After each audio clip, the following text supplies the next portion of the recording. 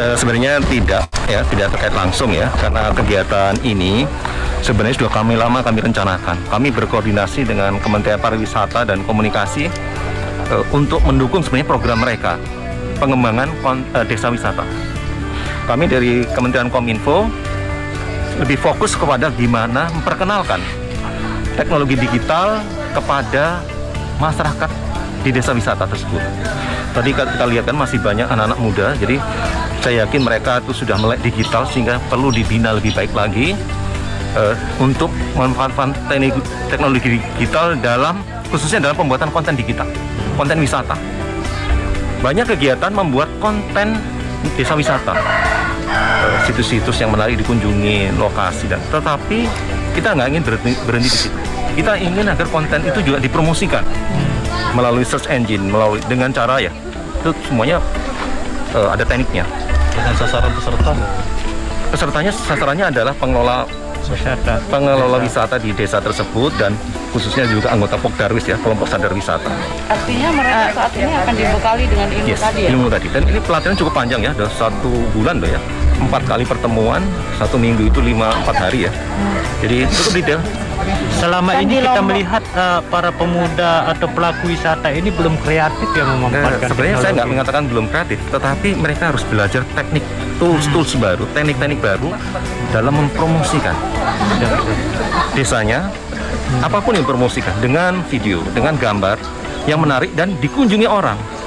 Jadi tadi Pak Kepala Dinas itu nanti kontennya akan dimasukkan ke websitenya dinas.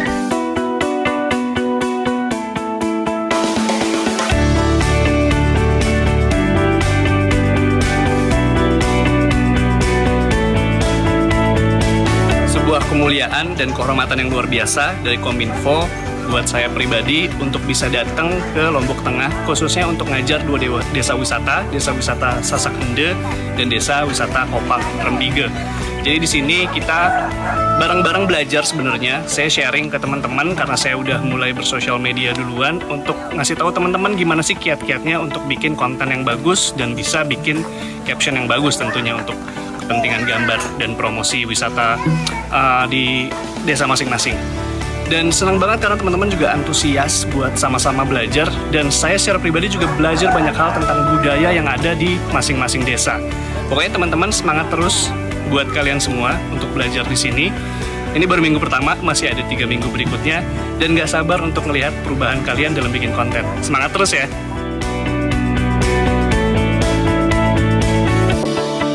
Buat suatu konten di Instagram, TikTok, dan YouTube.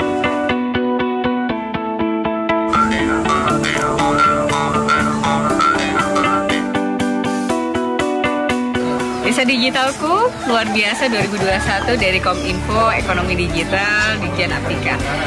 Kali ini kita adalah proyek pertama untuk di Desa Ende, yaitu kita membuat desa wisata Go Digital.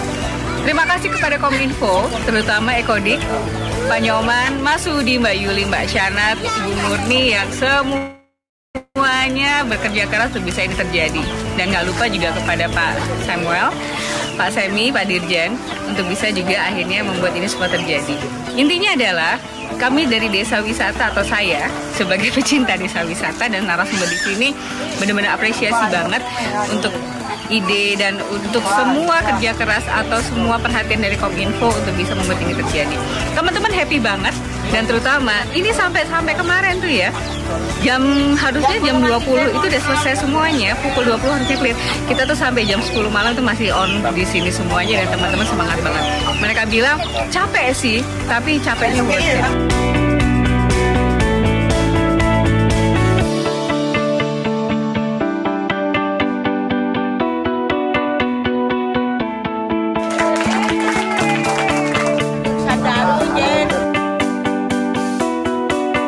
Harapannya ke depan workshop seperti ini terus diadakan, biar bisa teman-teman merasakan apa yang kami rasakan di sini.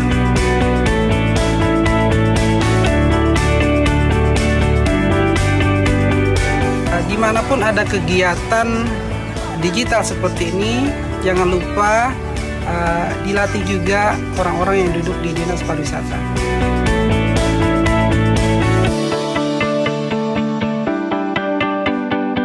Terima kasih Kominfo, terima kasih untuk narasumber yang begitu interaktif, begitu smart, bisa merangkul kami, memberikan pemahaman kepada kami digital itu seperti apa dan desa wisata yang digital itu seperti apa. Kami tunggu untuk next periodenya atau event berikutnya dari Kominfo. Terima kasih, matur tampiasi.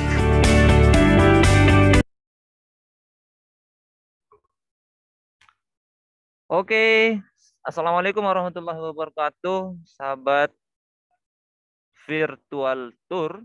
Selamat pagi dan selamat bergabung untuk teman-teman semua. Perkenalkan, saya Yoga Irham, anggota Pokdarwis dari Kampung Sasak Ende. Selamat pagi teman-teman semua.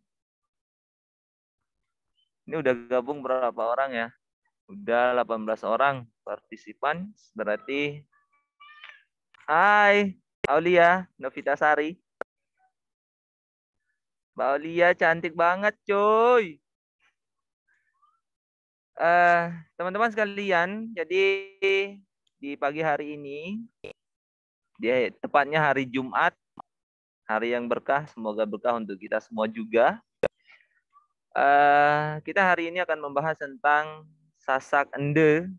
Jadi perlu diketahui teman-teman semua, Sasak Ende itu terletak di Kabupaten Lombok Tengah, Desa Sengkol, Kecamatan Pujut, yang jaraknya sekitaran 7 km dari Bandara Internasional Lombok dan 10 km dari Kuta Mandalika. Jadi kita berada di tengah-tengah guys ya. Jadi sangat mudah untuk menjangkau Kampung Sasak Ende. Jadi untuk selanjutnya teman-teman sekalian,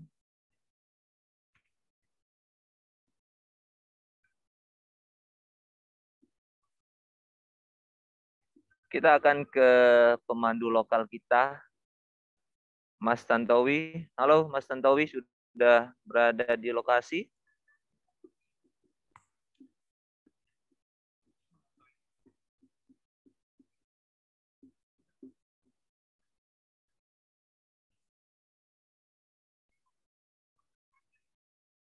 Halo, Mas Tantowi. Aman kah suaranya, everybody? Udah. Jadi Mas Tantowi udah berada di tempat teman-teman sekalian. Jadi kita akan langsung simak penjelasan detailnya tentang desa adat wisata Sasak Ende. Jadi untuk waktu dan tempat kita persilahkan kepada Mas Tantowi. Silahkan. Teman-teman, Terima kasih, ini kayaknya udah nggak sabar Mas untuk Yoga. menyimak apa yang akan disampaikan dari Siap. Mas Tantowi. Silakan. Assalamualaikum warahmatullahi wabarakatuh. Selamat pagi, salam sejahtera untuk kita semua. Salam sehat, salam Indonesia tangguh.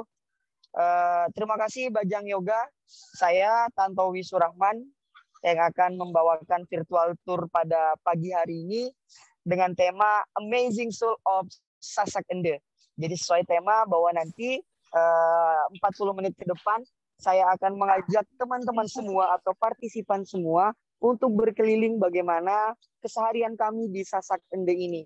Jadi tanpa berlama-lama lagi, mungkin saya akan menjelaskan secara generalnya dulu.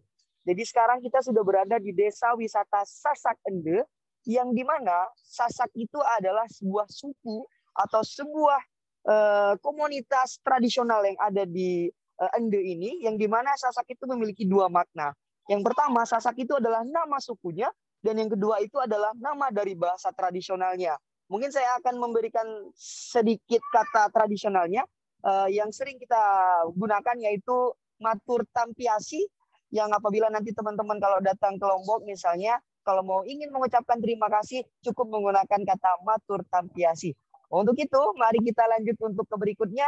Karena teman-teman kita di sini ada yang sudah menunggu kita semua untuk menyambut kita.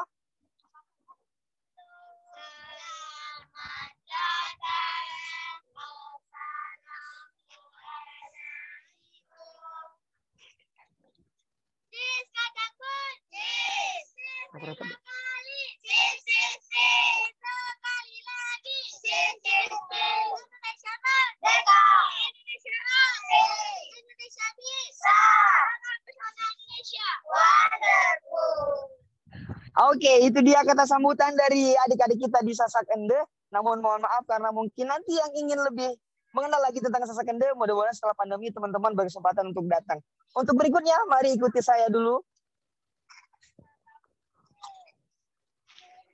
Nah, jadi Sasak Ende ini adalah merupakan perkampungan yang masih dihuni oleh masyarakat lokalnya, yang dalam hal ini dihuni oleh 37 kepala keluarga. Dalam hal ini populasi manusianya berjumlah 137 orang. Dan di belakang saya sudah ada pelang namanya juga, terletak di Desa Sengkol, Kecamatan Pujut, Kabupaten Lombok Tengah, 5 menit dari Bandara Internasional Lombok, dan 10 menit dari kawasan ekonomi khusus Mandalika. Untuk itu, yuk kita lanjut ke tempat berikutnya.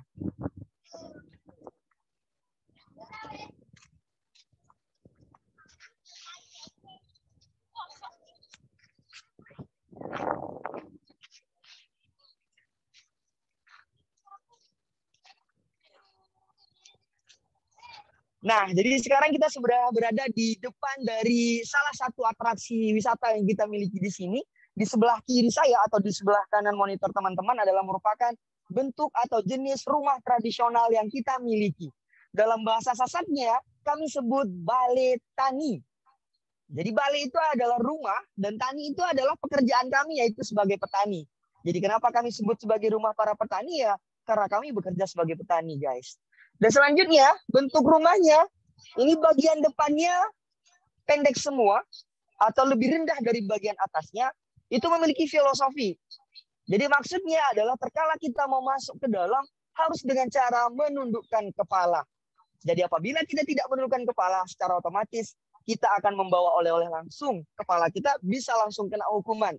Ini maksudnya adalah bahwa terkala kita mau masuk ke dalam rumah tradisional ini, menghilangkan kasta jabatan duniawi untuk saling menghormati. Jadi siapapun yang mau masuk ke dalam harus dengan cara menundukkan kepala ataukah menghormati sesama lainnya. Mengenai instrumen bangunannya, atapnya itu kita buat dari daun ilalang. Jadi daun ilalang ini biasanya kami keringkan dan biasanya juga kami ganti siklusnya 7 tahun sekali. Kenapa demikian? Karena ilalang ini sifatnya dijemur, dibasahi di gurun hujan, dan biasanya juga akan lapuk. Jadi siklusnya 7 tahun sekali atap kami akan diganti. Sordung deh.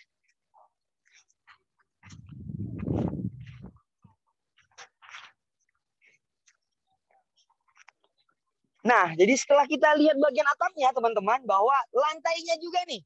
Jadi bagian pondasinya ini kami buat dari tanah. Keyakinan kami dulunya, bahwa kita itu adalah merupakan manusia yang berasal dari tanah dan akan kembali ke tanah pula. Jadi kami gunakan tanah sebagai simbol bahwa kami itu percaya tentang adanya Tuhan. Bagian permukaannya ini yang tidak kalah penting, yaitu kita lumuri dengan kotoran sapi atau kerbau. Jadi teman-teman mungkin yang sudah datang ke Lombok mungkin sudah tahu bagaimana bentuknya, namun pada saat kesempatan ini kita akan bertemu secara virtual. Jadi kenapa kita menggunakan kotoran sapi, teman-teman? Jadi kotoran sapi ini adalah merupakan simbol kerja keras kami. Kami adalah seorang petani yang menggunakan jasa kerbau dan sapi untuk bekerja. Kami gunakan kotorannya sebagai simbol kerja keras. Di samping itu, kami juga gunakan kotoran ini sebagai alat untuk mengepel lantai atau untuk sebagai perekat lem. Ini biasanya dilakukan oleh ibu-ibu kami atau bapak-bapak kami, biasanya 2 kali dalam 1 minggu ataupun 2 kali dalam 2 minggu. Jadi untuk lebih dekatnya, mari kita coba telusuri lebih dalam lagi.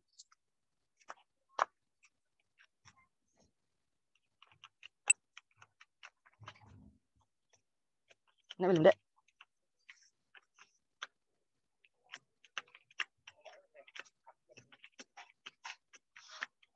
Nah, dadah dulu, Bu. Dadah. Jadi mungkin yang sudah pernah ke Ende mungkin tidak asing lagi dengan sosok figur legend kami di Ende. Namanya adalah Inak Linip. Kira umur, Bu? 77. Usianya sekarang adalah 77, teman-teman. Jadi kalau melihat dari rambutnya ini bukan diwarnai, tapi ini adalah pewarna alami karena beliau sudah berumur 77 tahun, yang dimana sore hari ataupun pagi hari seperti ini, beliau biasanya mengunyah sirih. Jadi mungkin bisa di-zoom sedikit, guysku. Jadi sirih ini biasanya dikonsumsi oleh orang tua kami di sini untuk memperkuat gigi ataupun sebagai cemilannya. Jadi kalau dulu tidak memiliki alat untuk membersihkan gigi, kita biasanya menggunakan sirih ini. Jadi ada daun sirih, ada buah pinang, bagian pinang dibelah dua, ada kapur, dan nanti untuk membersihkan menggunakan tobacco. Karena berhubung nenek juga giginya juga tidak kuat lagi, jadi biasanya menggunakan bahan penghalus untuk menghaluskan makanannya atau menghaluskan sirihnya.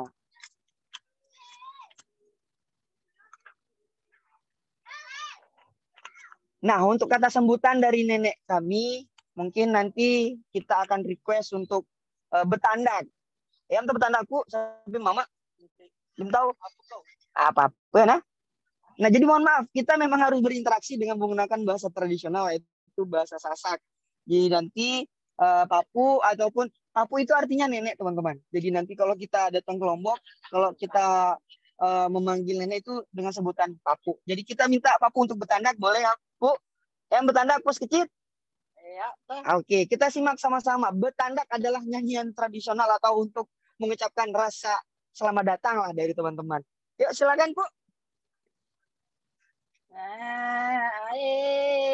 Cak pindah karena kawan beli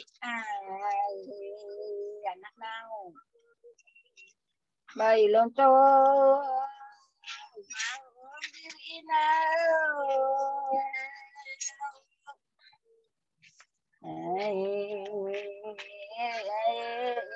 kita ke situ bayi baru beli tak tahu aku tolong diri ke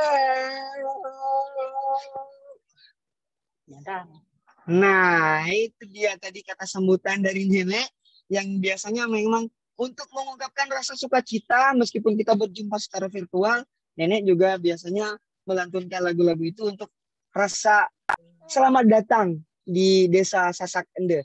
Sejauh ini mungkin teman-teman kalau seandainya ada yang bertanya, silakan bertanya, mungkin bisa langsung dituliskan di kolom chat sembari saya menjelaskan. Nanti Mas Yoga mungkin bisa membantu saya kalau ada teman-teman yang bertanya mengenai penjelasan saya ya.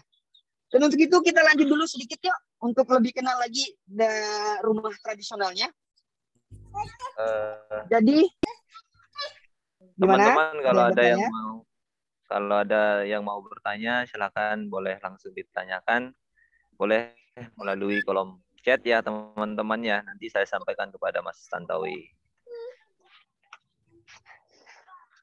Oke, sembari kita belum ada yang bertanya. Jadi ini adalah salah satu akses untuk kita masuk ke rumah tradisionalnya.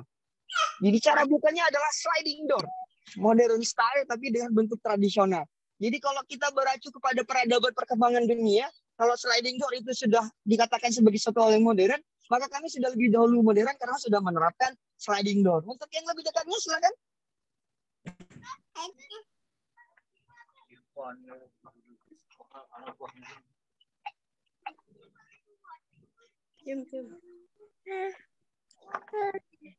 Mas Malik. Makan dulu ya.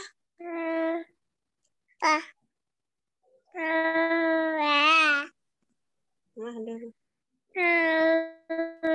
Mas. Ibu Mam dulu ya.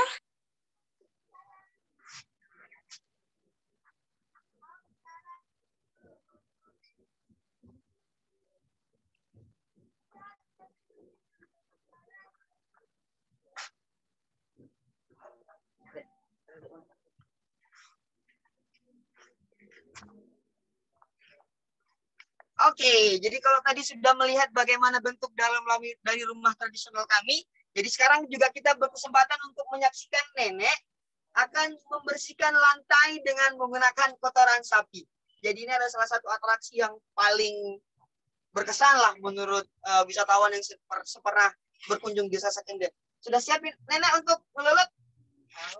Iya, mari kita lebih dekat lagi.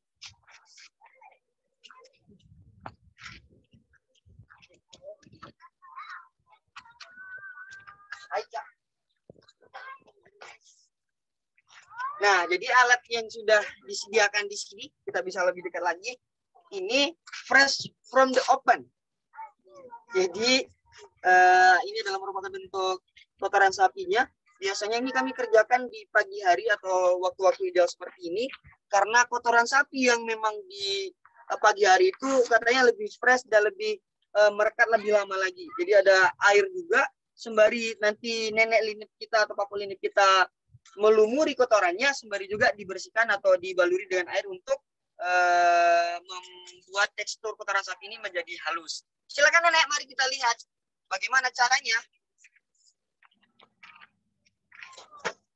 Nah, langsung dituangkan begitu saja. Ada yang penasaran?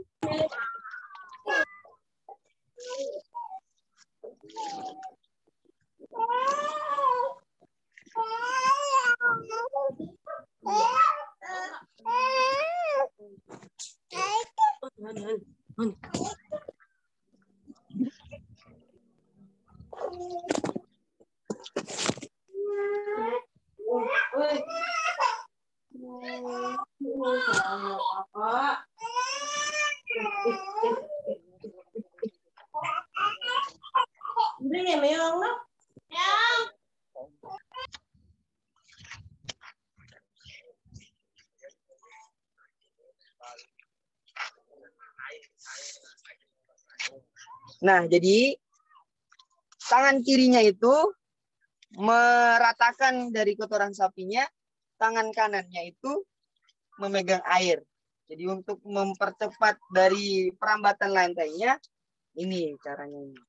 Kalau mengenai baunya, ini bau-bau sedap.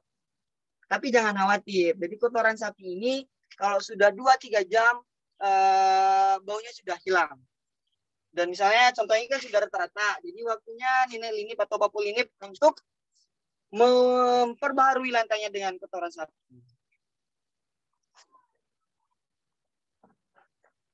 Ada yang tertarik mencoba? Everybody, teman-teman virtual.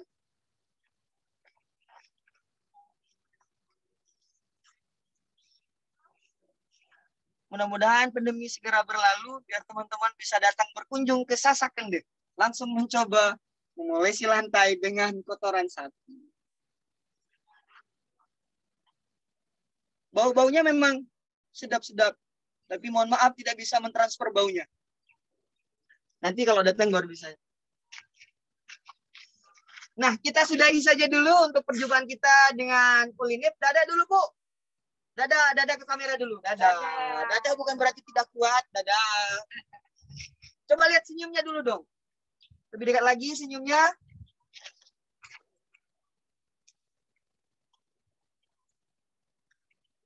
Oke, gaya metal dong everybody. Kalau gaya-gaya Korea gimana, Nek? Asik, sarangyo sobat virtual. Sarangyo. Metal dan low. Oke.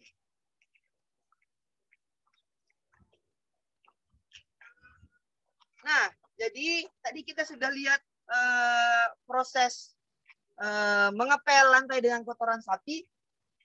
Biar langsung kita lihat bagaimana cara mengambilnya. Mungkin saya tidak akan praktekkan, mohon maaf teman-teman.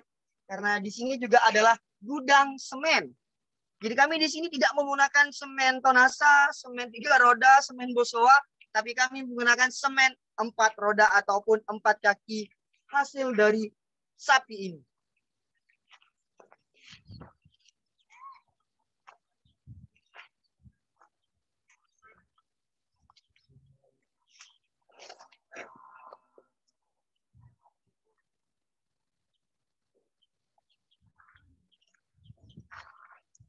Nah, di belakang saya ini adalah merupakan simbol dari Pulau Lombok. Setelah tadi kita melihat sapi, di belakang kita adalah salah satu ikon dari Pulau Lombok. Ini adalah salah satu bangunan yang memang kami gunakan untuk menyimpan padi. Jadi kalau kami memiliki padi di desa Sasakende ini tidak untuk dijual, not for sale. Kenapa demikian? Karena letak geografis Sasakende ini adalah berada di kawasan selatan dari Pulau Lombok, yang dimana kadar hujannya hanya mengandalkan air hujan saja untuk bercocok tanam. Jadi biasanya kami memiliki kesempatan sekali dalam 1 tahun untuk memanen padi. Kalau kami punya padi, maka kami akan menyimpannya di bagian lumbung. Dalam bahasa Sasaknya kami sebut bale alang. Cara untuk mengaksesnya mungkin teman-teman ada yang bertanya, maka bagian tengah ini adalah salah satu akses untuk kita masuk ke dalam. Jadi kami gunakan tangga untuk masuk ke atas itu adalah untuk memberikan sebuah mandat, karena yang boleh masuk ke dalam itu adalah seorang ibu-ibu ataupun anak gadis kami di sini. Jadi kenapa demikian? Karena biasanya kalau menyimpan sesuatu yang berharga, ibu-ibu ataupun anak-anak gadis itu lebih pintar terhadap kaum laki-laki. Karena hakikatnya bahwa derajat manusia juga itu perempuan 3 kali lebih tinggi menurut ilmu agama. Jadi kami masih meyakini itu dan kami terapkan terhadap kehidupan sehari-hari. Kalau ada kita mau simpan padi di dalam, maka biasanya tangga akan kita hubungkan dengan pintu ini. Jadi nanti pihak laki-laki akan membantu untuk mengangkat padi, kemudian akan ditaruh ke dalam. Jadi itu kami sebut dalam bahasa Sasaknya adalah nyambi, atau mengambil atau menyimpan padi di dalam lumbung padi. Untuk yang penasaran, nanti kalau sudah selesai pandemi, saya harapkan teman-teman virtual bisa datang atau bisa bergabung dengan kami di Sasak Indo.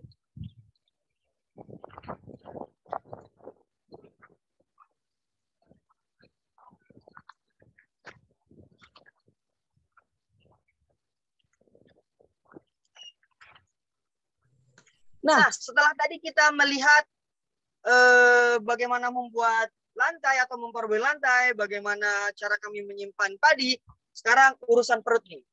Di sini kami masih menggunakan cara tradisional juga. Masih menggunakan kayu bakar untuk masak. Jadi keyakinan kami juga kalau masak pakai kayu bakar itu rasanya lebih nikmat. Nah, Pak Pul ini juga tadi sudah merebus terong. Mungkin lebih dekat lagi. Ini kuliner tradisional kita. Apinya juga masih menyala. Ada yang langsung lapar? Nanti kita coba makan kalau teman-teman bisa ke Ende.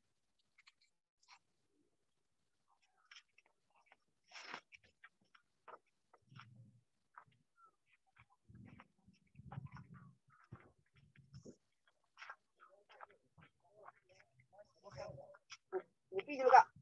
Mupi. Oh. Ada di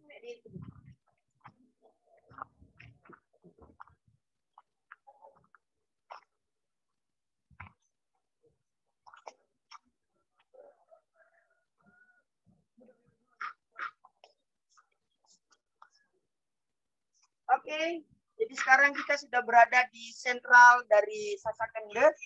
Jadi di sini ada salah satu bangunan sanggar seni. Jadi di sini biasanya kami pertunjukkan kesenian tradisi budaya kami yang kami sebut dengan tari presean. Ada yang pernah dengar sebelumnya? Mungkin bisa dicatat di kolom komentar mungkin kalau ada yang sudah pernah mencoba apalagi. Tari presean ini, jadi sejarahnya kalau di zaman kerajaan kami gunakan tarian ini adalah untuk memilah panglima kerajaan dalam suatu kerajaan. Jadi yang namanya perisai ini adalah dalam bahasa Sasaknya adalah ende, untuk melindungi tubuh dari pukulan lawan. Alat pukulnya kami sebut dengan rotan, atau dalam bahasa Sasaknya penyalin. Jadi aturan mainnya, kita tidak boleh memukul pinggang ke bawah. Area pukulnya adalah pinggang sampai kepala. Bukan kepala, pundak, lutut, kaki ya. Sekali lagi, pinggang sampai kepala. Sasaran utamanya adalah bagian kepala. Karena dulunya semasih kita di sini istilahnya menganut paham animisme atau dinamisme, di mana kami percaya tentang adanya Tuhan, tapi di samping itu pula kami percaya tentang keyakinan leluhur kami. Kami gunakan tarian presean ini adalah untuk ritual meminta hujan. Terkala kami ditemui oleh kemarau yang berkepanjangan. Kalau kemarau datang berkepanjangan, maka tetua adat kami mengajak kami untuk menari di persawahan. Jadi kami akan berhenti menari, karena biasanya ini diiringi oleh musik juga. Kalau ada salah satu petarungnya, yang dalam bahasa Sasak kami sebut dengan pepadu, kepalanya kena ini sama rotan, ujung rotan terus keluar darah melalui kepala, kemudian darahnya menetes ke tanah, maka itu keyakinan kita adalah hujan itu akan segera turun. Sebagaimana darah itu menetes ke tanah. Itu keyakinan kami dulu. Kalau Tegar bernyanyi, kuyang dulu, bukanlah yang sekarang. Tapi sekarang kami kalau seandainya ditemui oleh kemarau yang berkepanjangan, jadi biasanya kami sholat istisqa berjamaah. Karena kami di Sasak Ende ini atau di Lombok secara umumnya sudah berkeyakinan agama Islam. Alhamdulillah. Dan selanjutnya, kalau di hari-hari sekarang atau di era modern, ini biasanya dipertunjukkan untuk setiap wisatawan yang datang di Sasak Kende. Jadi, kalau teman-teman istilahnya mau mencoba untuk melihat, tapi pada kesempatan hari ini kami tidak akan mempertunjukkan, karena biar nanti teman-teman penasaran untuk mengikuti virtual tour berikutnya.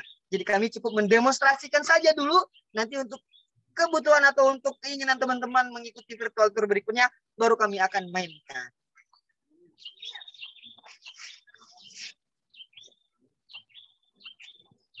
Setelah tadi kita sudah agak lumayan capek, jadi biasanya kami juga menyediakan welcome drink juga di Sasak Kende ini. Welcome drinknya itu adalah lombok kopi ataupun jeruk hangat. Jadi sekitaran rumah-rumah warga ini juga menanam jeruk hangat atau jeruk nipis. Jadi biasanya kalau kita untuk membuat spirit kita bagus, biasanya kita menyediakan itu.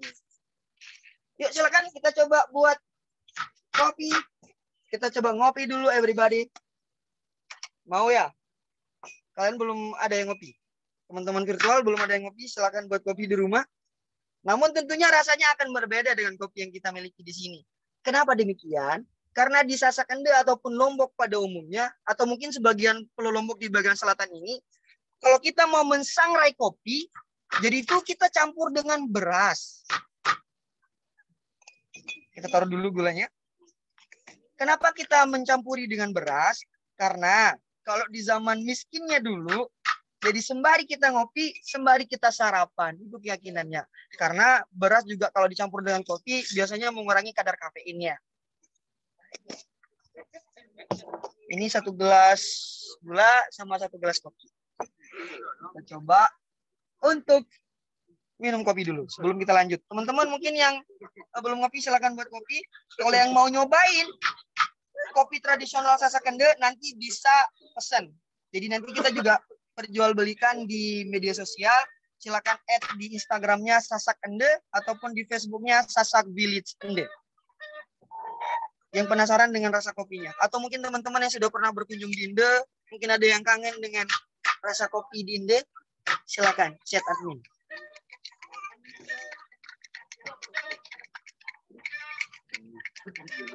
Cukup simpel ya. Saya coba minum. Tak bisa dijelaskan. Mantap lah. Untuk mempersingkat waktu, kita coba langsung ke tempat berikutnya. Nanti kopi saya juga akan saya minum. Tapi karena tanggung jawab saya untuk memberikan informasi kepada teman-teman, jadi kita bisa lanjut dulu. Sejauh ini masih belum ada yang bertanya kah?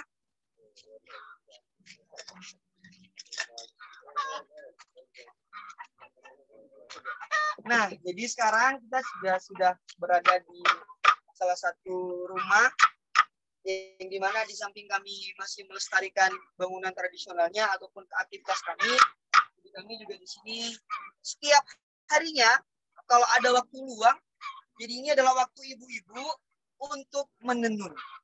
Untuk lebih cerita detailnya kita coba kesini dulu yuk.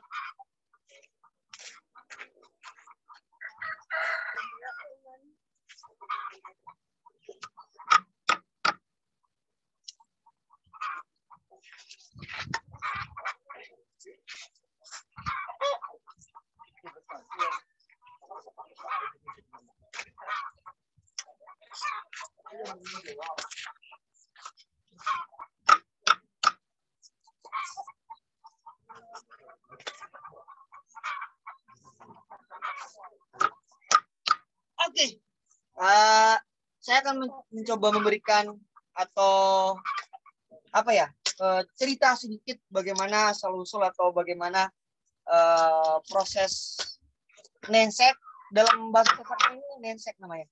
Mungkin kalau di Indonesia tadi minum ya. Jadi nensek ini adalah sebuah kegiatan rutin atau memang diharuskan untuk kaum perempuan di Sasak Kende ini. Karena keyakinannya, ini yang masih belum nikah nih, kalau di Sasak Kende ini harus dengarkan cerita saya ya. Jadi, kalau di Sasak Kende atau Lombok secara generalnya, kalau gadis itu belum bisa menenun, maka tidak diperbolehkan untuk menikah. Kenapa demikian? Jadi ada korelasinya dengan letak geografis kami di sini. Jadi tolak ukur anak gadis itu bisa dinikahi adalah dengan cara bisa menenun. Karena pada dasarnya kami berada di daerah Pulau Lombok bagian selatan ini hanya memiliki kesempatan 1 kali panen padi dalam setahun. Jadi terkala kalau padi kami sudah habis atau tidak mencukupi persediaan 1 tahun, cara yang terbaik adalah membuat kreativitas atau membuat tenunan ini. Jadi kalau tenunannya sudah jadi ini biasanya kami jual ke pasar ataupun ditukarkan melalui sistem barter. Untuk ditukarkan bisa untuk kita makan.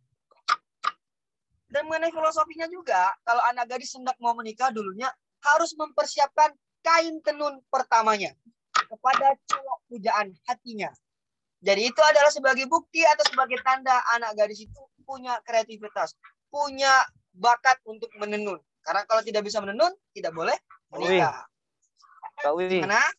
Ya, baca ini juga. ada pertanyaan dari Kak Elvin menanyakan apakah kalau ada wisatawan atau masyarakat yang mau datang ke Ende, apakah ada pantangan yang memang tidak boleh dilanggar seperti itu?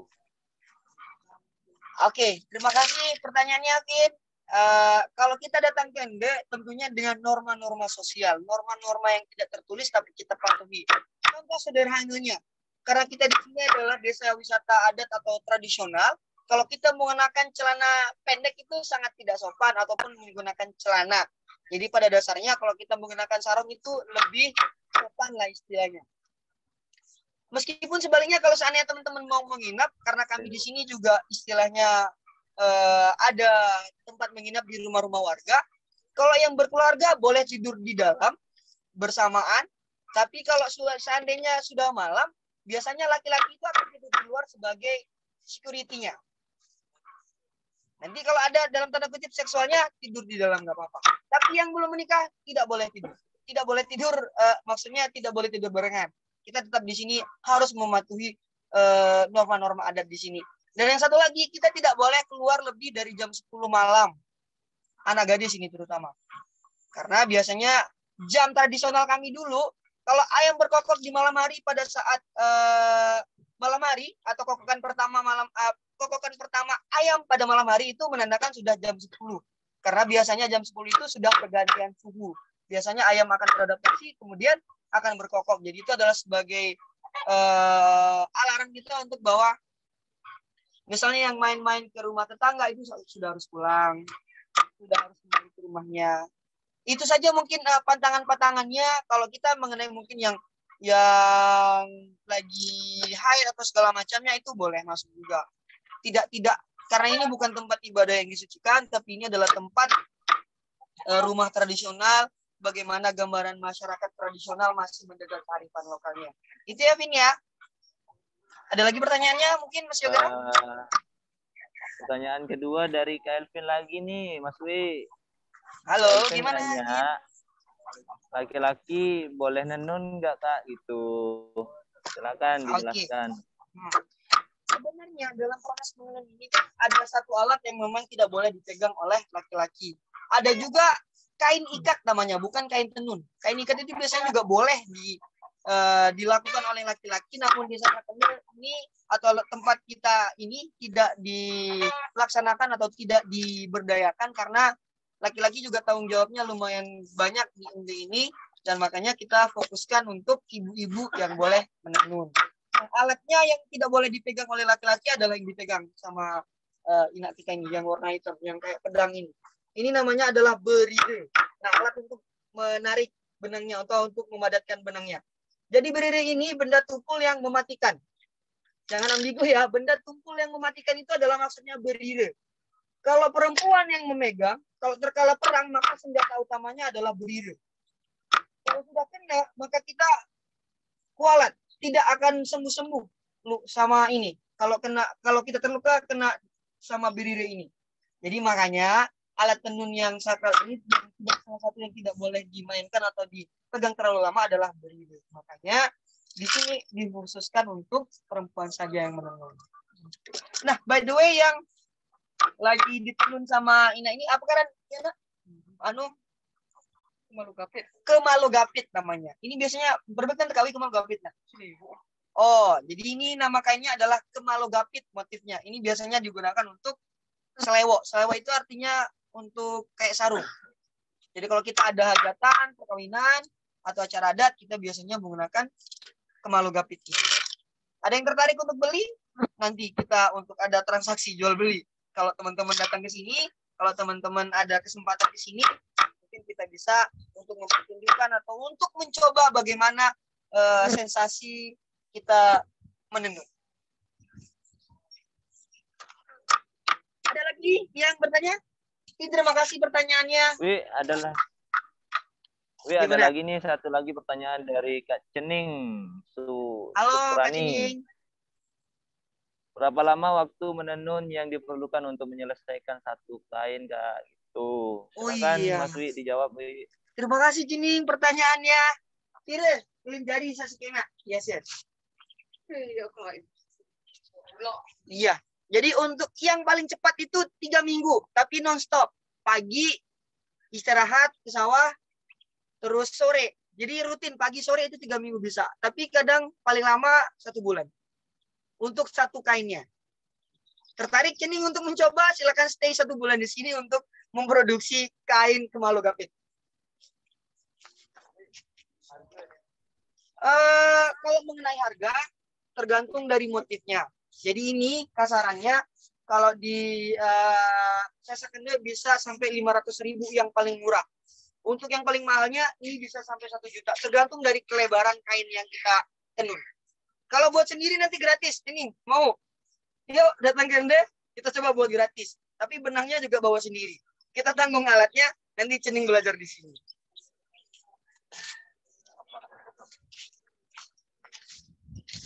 Turun mereka.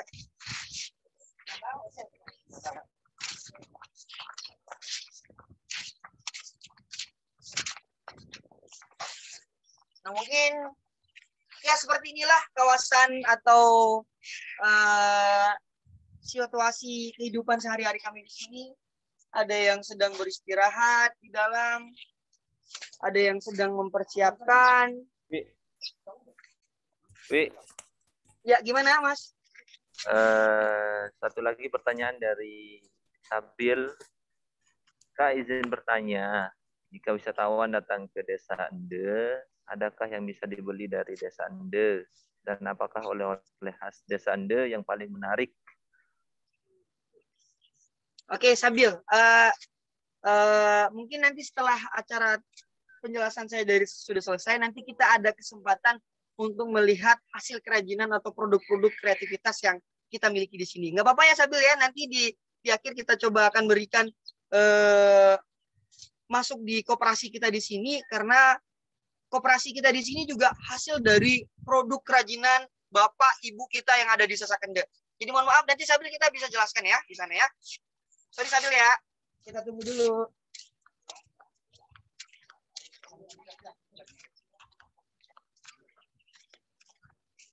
Nah, jadi sekarang kita sudah berada di sentral dari perkampungan Sasakende. Di belakang saya ini namanya adalah Balai Jajar. Jadi Balai itu adalah rumah, jajar itu artinya adalah duduk berjejer. Kalau kita duduk berjejer berarti kita sedang ngapain dong? Bukan tiktokan, tapi di sini tempatnya adalah untuk musyawarah mufakat. Kalau kami menemui suatu kendala, kalau kami menemui suatu masalah, cara kami untuk menyelesaikan atau untuk membuat suatu solusi, maka kami harus mencarikan di tempat ini.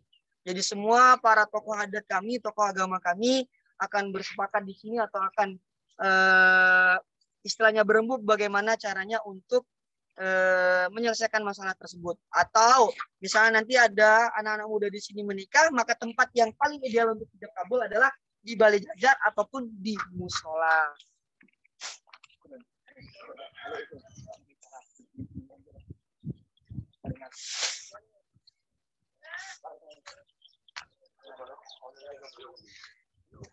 Nah, kalau bangunan ini namanya adalah Beruga Sekenem. Jadi ini adalah tempat untuk kita istirahat biasanya. Kalau sudah habis kerja, pulang dari sawah, pulang dari gembala sapi, pulang dari aktivitas, biasanya akan berkumpul di tempat ini untuk ya sekedar ngobrol, bertukar pikiran, ngudut Karena di sini juga banyak juga yang ngerokok. Ya. Biasanya juga untuk bertukar pikiran juga di sini. Kalau selesai bekerja gotong royong pun kita di sini juga karena tadi kita juga sudah melakukan proses yang namanya begapit. Dan kebetulan nih teman-teman di sana sudah ada yang mau begapit. Nah, ini adalah bentuk muntahan. Mohon maaf. Gimana?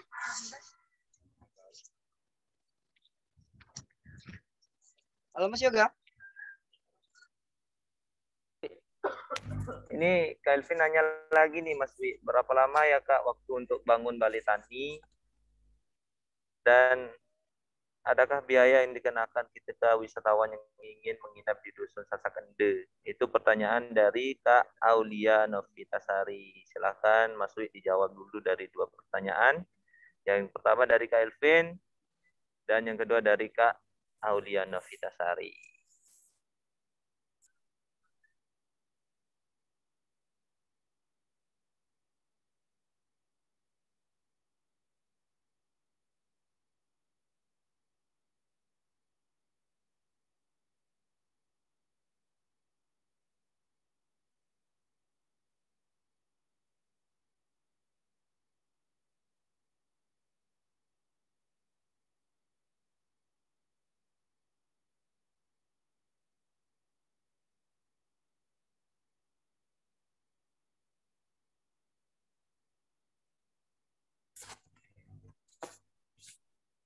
Wi.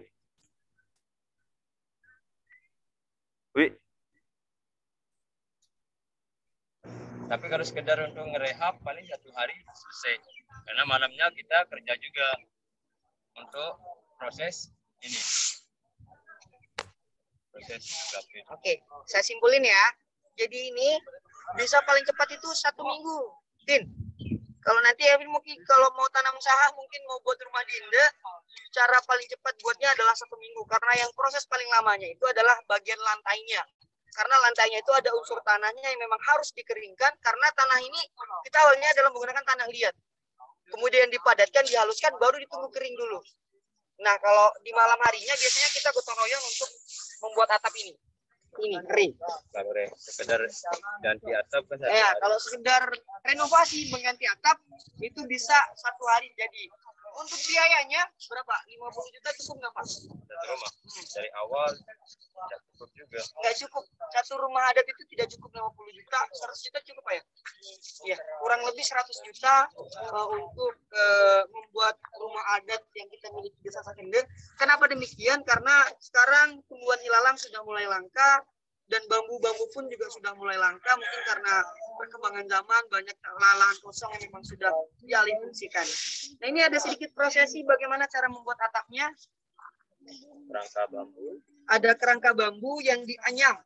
Dalam bahasa Sasaknya sekali lagi namanya adalah begapit. Kalau satu panjang kayak gini berapa waktu yang dibutuhkan, Pak? Tergantung dari orangnya. Kalau udah ahli paling 15 menit. Oh, satu anyaman ini membutuhkan waktu 15 menit. Kalau satu rumah berapa helai ini yang dibutuhkan kira-kira? Kalau ukuran besar bisa sampai 250. Nah, 250 ini yang kita harus buat untuk bisa membuat satu rumah. Ukuran panjang ada yang 2,5 meter, ada yang 3 meter. Oh, tergantung ukurannya. Ini kalau panjangnya 2 meter atau 3 meter berarti itu cukup untuk 250 atap, 250 bagan seperti ini. Untuk ukuran rumahnya berapa Pak untuk biasanya rata-rata? Kan hampir rata paling 4 kali 6. Iya, rata-rata adalah 4 kali 6 meter.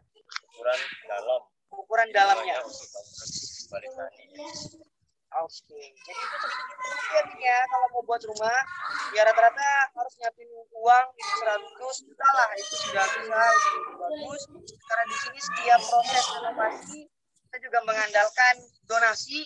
Jadi hasil dari kegiatan pariwisata ini juga biasanya kita gunakan untuk perawatan atau untuk pembiayaan renovasi rumah adatnya.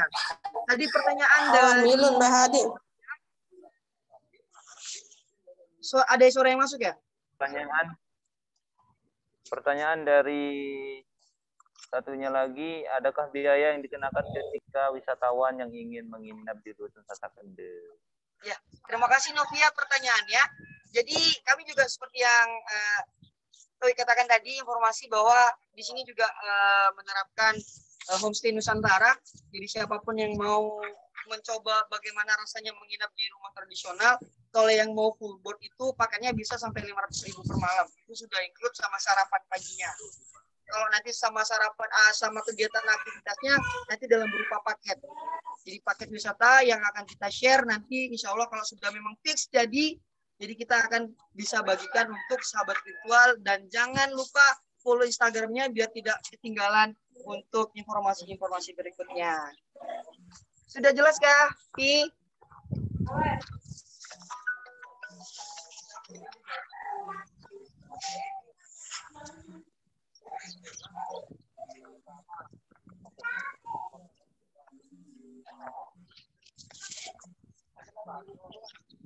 Nah, tadi pertanyaan dari Sabil untuk bagaimana cara kita atau apa saja bentuk-bentuk kreativitas yang kita miliki di Sasak Ende ini. Setelah ini kita masuk di koperasinya ya.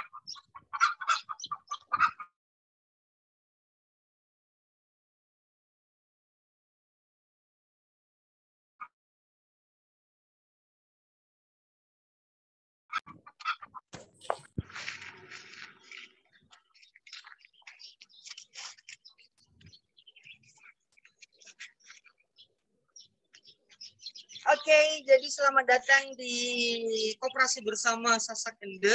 Jadi semua hasil kreativitas kami dikumpulkan menjadi satu di Ende ini. Jadi untuk lebih jelasnya lagi, mungkin nanti ada teman-teman yang tertarik, silakan. Saya akan mencoba memperkenalkan satu-satu.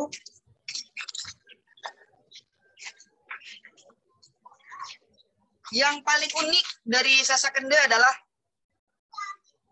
ini. Kain sejutan. Ini 100% made from cotton. Kenapa dibilang unik? Karena ini adalah sekaligus sebagai simbol dari Pulau Lombok atau simbol dari Ende. Ada motif orang berdiri, mungkin bisa didekatkan. Ada motif lumbung padi. Ada motif rumah tradisional. Tadi saya juga sempat bilang bahwa ibu-ibu itu berada di dalam rumah, laki-laki berada di luar untuk menjaga rumahnya. Gitu. Jadi ini namanya adalah sejutan, yang dimana kenapa sih dinamakan sejutan? Mungkin ada teman-teman yang bertanya. Sejutan itu artinya adalah sujud, tempat bersujud. Karena dulunya ini kami gunakan adalah sebagai sejadah. Jadi kalau kita mau ibadah kita harus punya kain ini. Ini adalah kain ikonik dari Sasak Ende. Kalau sekarang juga bisa gunakan sebagai hiasan dinding, taplak meja. Dan kalau mau dibuat baju ini nggak bisa, karena ini dibuat dari 100% kapas. Jadi teksturnya juga lumayan keras dan tidak boleh dicuci. Jadi hanya dijemur saja untuk membersihkannya. Ada lagi juga kain songket. Kalau mungkin di berbagai macam daerah juga terkenal dengan songketnya. Tentunya di Lombok secara generalnya juga ada kain songketnya.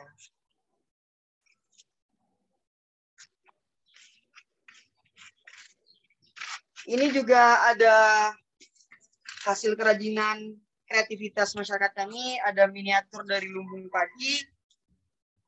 Seperti ini bentuknya. Ini juga ada yang gepeng seperti ini. Mungkin ada yang mau buat plakat atau ada yang mau kasih hadiah kepada pacarnya. Atau kepada yang tersayang. Bisa di sini.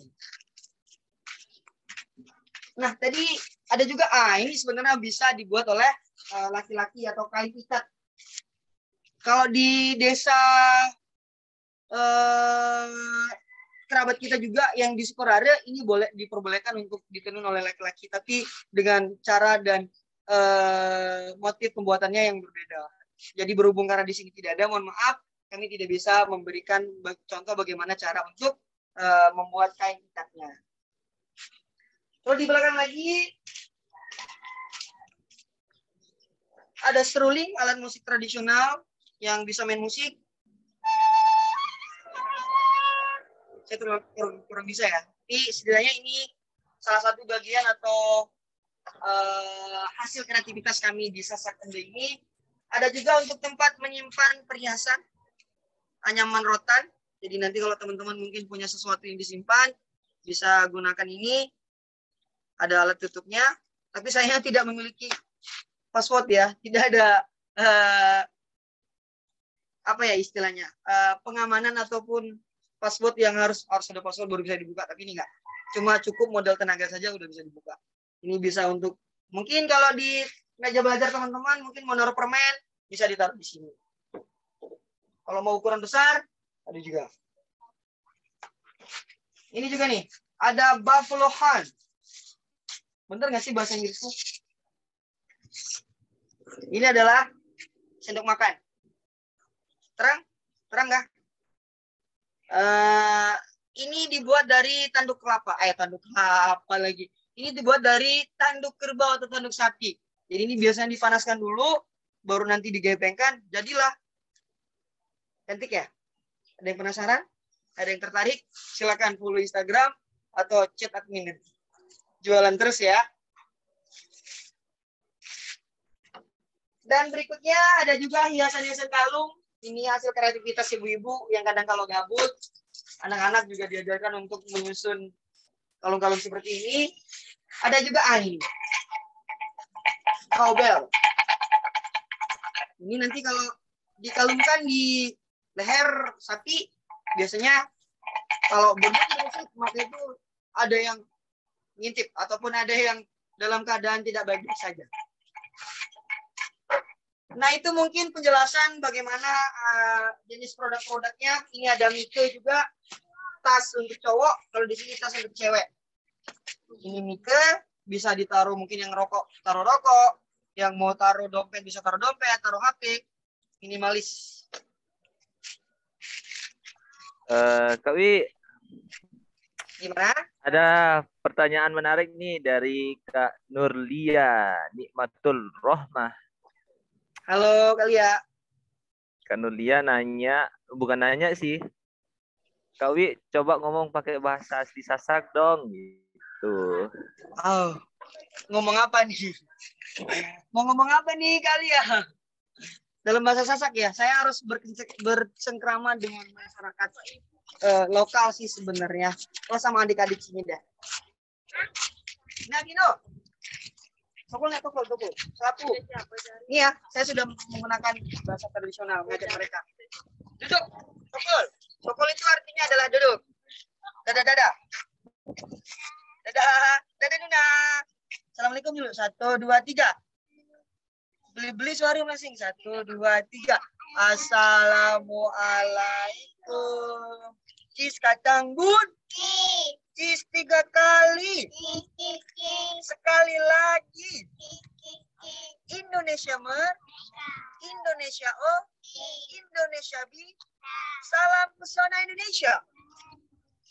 Ya, itu sedikit cengkerama. Kalau kita bilang terima kasih apa? Matur tampi asih. Matur tampi asih. Sekali lagi bareng-bareng ya. 1, 2, 3. Matur asih. Tepuk tangan dulu dong. Silakan tepuk tangan di kolom chat. Tepuk tangan bareng-bareng dong. Durennya mana nih durennya? Mas Bari. Yoi. Mungkin mau menanyakan sesuatu nih Mas Bari. Mumpung ada Mas Bari kan. Enggak, gue nungguin duren aja. Oh, nanti Kak. Sama Om Afif nih. Durennya nih di terus nih. Tadi tunjukin ya. Asik. Panasin terus.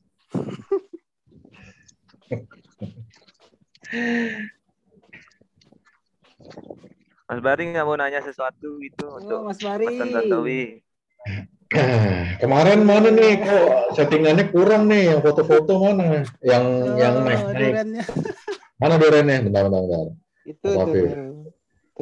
Aduh. Di mana tuh di Ende? Mas Afif? Di rumah ini sudah ready buat perpisahan.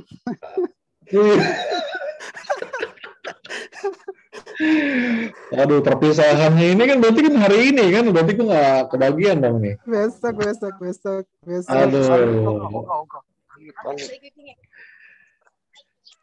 Nasib kalau yang workshop bagian pertama. Oke, dilanjut. Nanti gangguin lagi. Silakan. Atau Mas Bari mau ngomentarin tentang virtual tour yang kita buat di Ende ini gimana? Mungkin ada bagusnya atau enggaknya tentang video atau penjelasan yang disampaikan oleh Mas Tawi. Teman-teman sekalian, sebelum Mas Bari mungkin mau menyampaikan sesuatu, namun karena ini tadi sifatnya formal juga ada peserta dari lain, Kak. Jadi untuk evaluasinya mungkin nanti setelah acara virtual ini, dan mungkin izinkan saya sebagai pemandu lokal mengucapkan terima kasih yang sebesar-besarnya untuk partisipan. Berapa jumlah partisipan kita? 23 orang. Terima kasih yang sudah mau mengikuti acara virtual kita pada pagi hari ini. Mohon maaf kalau ada kata-kata yang kurang berkenan terhadap teman-teman semua. Semoga kita dalam keadaan sehat walafiat. Terima kasih Kominfo, terima kasih Autorin, terima kasih Berbangsa, terima kasih untuk semua VCO ataupun orang di belakang layar yang sudah merencanakan virtual tour Amazing of Sasak Ende atau Amazing Soul of Sasak Ende ini. Karena yang benar itu adalah datangnya dari Tuhan, yang salah itu datangnya dari kami. Karena kami juga sadar bahwa virtual tour ini tidak sempurna tanpa adanya dukungan dari teman-teman. Sekali lagi mohon maaf yang sebesar-besarnya. Mungkin sebelum saya tutup, saya aturkan banyak-banyak terima kasih. Dan saya himbau teman-teman mungkin silakan untuk open kameranya dulu, open cam. Siapa tahu nanti kita akan foto. Silakan. Kami himbau untuk open cam dulu teman-teman.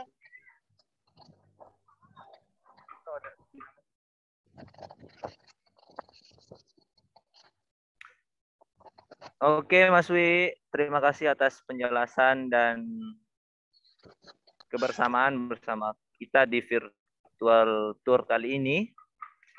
Baik teman-teman semua, jadi tak terasa kita udah berada di penghujung waktu.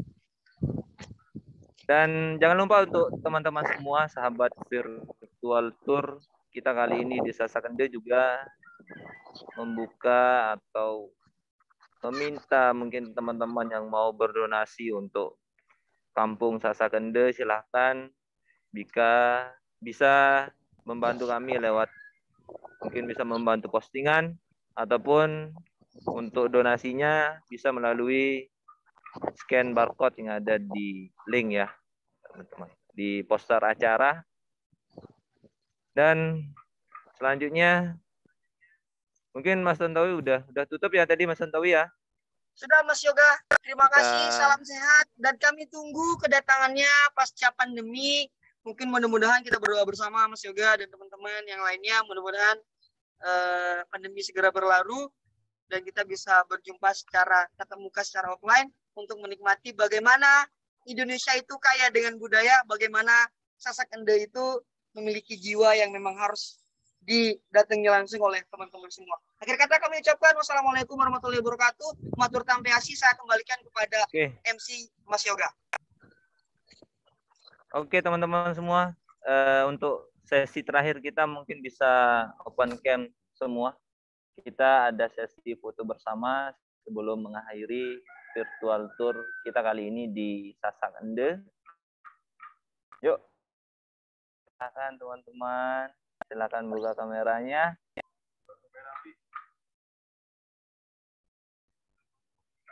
Oke, ready ya. 1,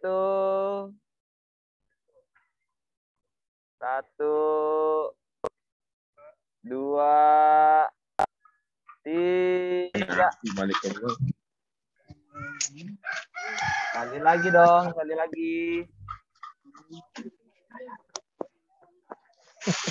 Orang di balik layar. Jadi 1, 2, 3.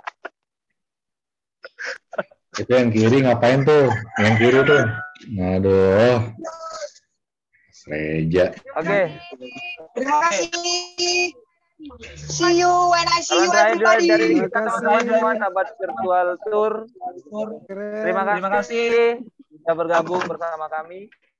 Semoga sehat selalu, rezeki dan sukses. Salam dari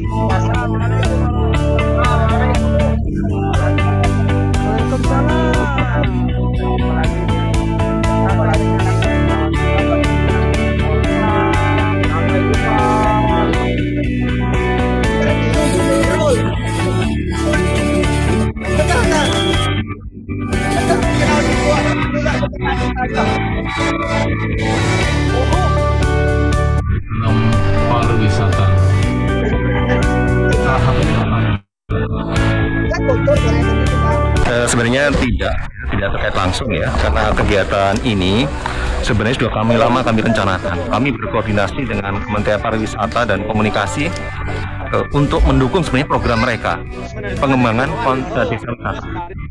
Kami dari Kementerian Kominfo lebih fokus kepada gimana memperkenalkan teknologi digital kepada di desa wisata tersebut.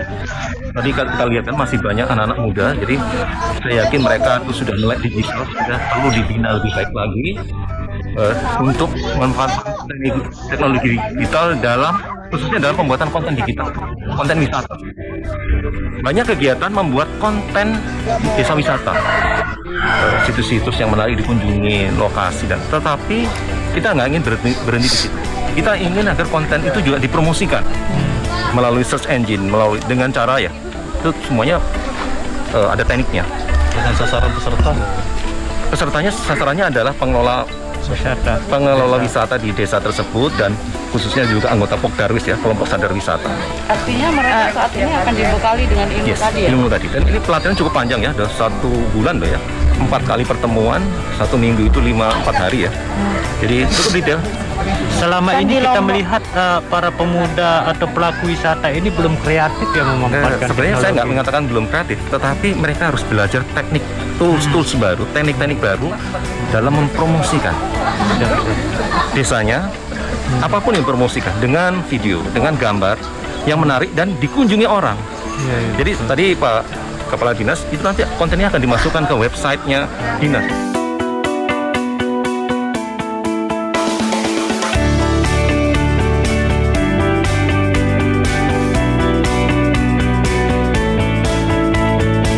Sebuah kemuliaan dan kehormatan yang luar biasa dari Kominfo buat saya pribadi untuk bisa datang ke Lombok Tengah, khususnya untuk ngajar 2 desa wisata Sasak Ende dan desa wisata Kopang Rembige.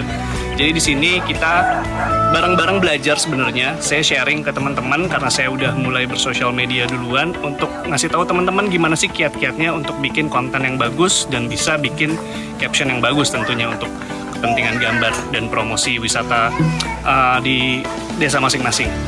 Dan senang banget karena teman-teman juga antusias buat sama-sama belajar, dan saya secara pribadi juga belajar banyak hal tentang budaya yang ada di masing-masing desa. Pokoknya teman-teman semangat terus buat kalian semua untuk belajar di sini. Ini baru minggu pertama, masih ada 3 minggu berikutnya, dan gak sabar untuk melihat perubahan kalian dalam bikin konten. Semangat terus ya!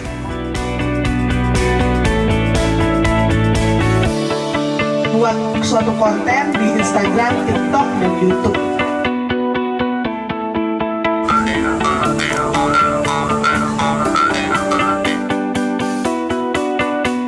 Desa Digitalku luar biasa 2021 dari Kominfo Ekonomi Digital Ditjen Aptika.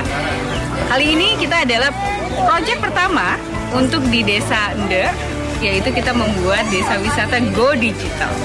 Terima kasih kepada Kominfo, terutama Ekodik, Pak Nyoman, Mas Sudi, Mbak Yuli, Mbak Syanat, Ibu Murni yang semuanya bekerja keras untuk bisa ini terjadi. Dan nggak lupa juga kepada Pak Samuel, Pak Semi, Pak Dirjen, untuk bisa juga akhirnya membuat ini semua terjadi. Intinya adalah kami dari desa wisata atau saya sebagai pecinta desa wisata dan narasumber di sini